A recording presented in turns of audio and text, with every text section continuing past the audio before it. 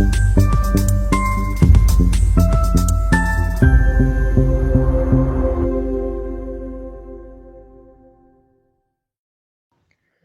आदमी पार्टी मंडला ने गृह मंत्री अमित शाह की बयानबाजी के विरोध में सौंपा ज्ञापन। भारत संविधान निर्माता डॉक्टर भीमराव अम्बेडकर के लिए अमर्यादित और उपहासपूर्ण शब्दों का प्रयोग करने के विरोध में केंद्रीय गृह मंत्री अमित शाह के खिलाफ सख्त कार्रवाई किए जाने प्रांत व्यापी आह्वान पर मंडला आम आदमी पार्टी के कार्यकर्ताओं ने महामहिम राष्ट्रपति के नाम बुधवार को 25 दिसंबर को कलेक्टर को ज्ञापन सौंपा।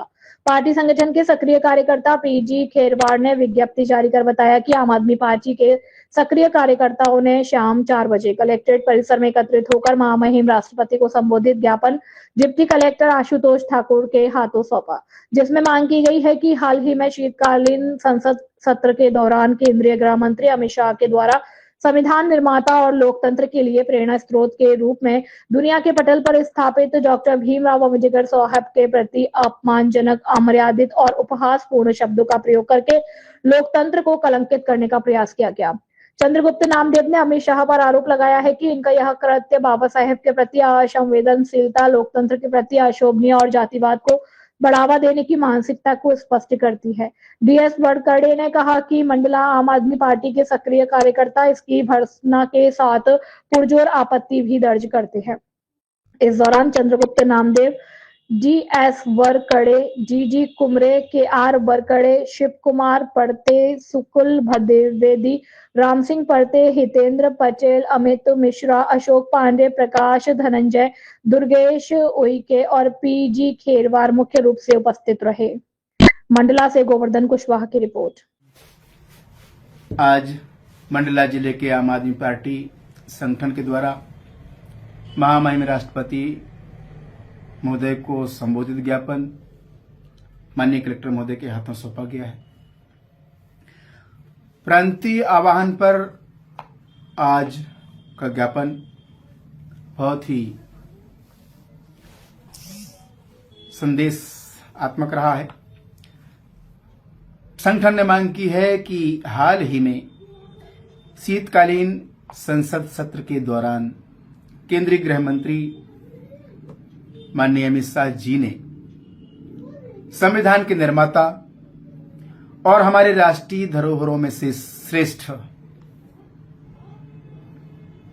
डॉक्टर भीमराव अम्बेडकर साहब के प्रति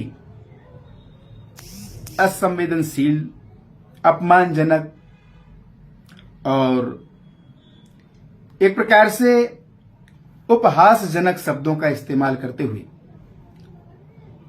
उनने बाबा साहेब को नीचे दिखाने का प्रयास किया है, जिसको हमारे देश की जनता बर्दाश्त नहीं कर सकती। उनका अपमान या किसी भी ऐसे राष्ट्रीय धरोहर कहे जाने वाले महापुरुषों का अपमान देश की जनता लोकतांत्रिक सरकार के चलते सहन नहीं कर सकती। आम आदमी पार्टी ने भी मांग की है कि अमित शाह जी माफी मांगे या फिर अमित शाह जी अपने संवैधानिक पद से इस्तीफा दें, क्योंकि उनका जो बयान है यह जातिवाद को बढ़ावा देता है, कहीं ना कहीं लोकतंत्र के लिए एक कलंक के रूप में। आम आदमी पार्टी मंडला भी उनके बयानबाजी पर पुरजोर विरोध करता है। धन्यवाद। मैं मंडला से पीडी खैरवार।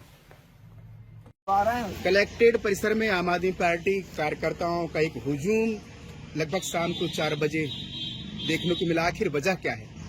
देखिए, अभी जो संसद का शीतकालीन जो सत्र चल रहा है उसमें अमित शाह जी ने हमारे संविधान निर्माता बाबा साहब का जिस तरह से शब्दों का उपयोग किया है, और एक बार नहीं 6 बार बोला है उन्होंने इस बात को कि ये अम्बेडकर अम्बेडकर अम्बेडकर, यदि इतना नाम भगवान का ले लेते तो ये स्वर्ग मिल जाता। लेकिन ये वो भूल गए कि इस संविधान के आधार पर यदि हम चलते तो वो स्वर्ग हमको जीते जी देखने मिल जाता। मरने के बाद तो पता नहीं किसने देखा नहीं देखा। तो इनको संवैधानिक शब्दों का उपयोग करना चाहिए, शब्दों की शैली को सुधार करना चाहिए।